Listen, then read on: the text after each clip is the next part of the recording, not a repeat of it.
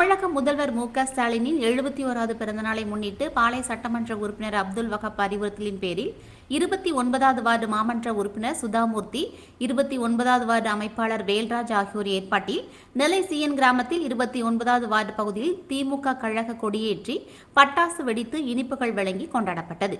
இந்நிகழ்ச்சியில் சுப்பு, சிவசிப்பு, ஆண்டி, ராஜன், கண்ணன், சங்கர், கிட்டு, பேச்சுமுத்து, அப்ரானந்தம், மாரிமுத்து, இசைக்கு பாண்டி, பெரிய மாரிமுத்து, செல்லம், பூபதி, செல்லத்துறை, இசைக்கு முத்து, மகேஷ், கணேசன், தங்கராஜ், கண்ணன், சிவாஜி, ஐயத்துறை, திருப்பதி, கண்ணன், மணிசேகர், மகாராஜன், சிதம்பரம், மணி, ராஜா, குமார் மற்றும் திமுக நிர்வாகிகள் பலரும் கலந்து கொண்டனர். அதனைத் தொடர்ந்து பேரறிஞர் அண்ணா நடுநிலைப் பள்ளியில் உள்ள குழந்தைகளுக்கு இனிப்புகள் வழங்கி கொண்டாடினர். இந்நிகழ்ச்சிக்கான ஏற்பாட்டினை 29வது வார்டு மாமன்ற உறுப்பினர் சுதாமூர்த்தி சிறப்பாக செய்திருந்தார்.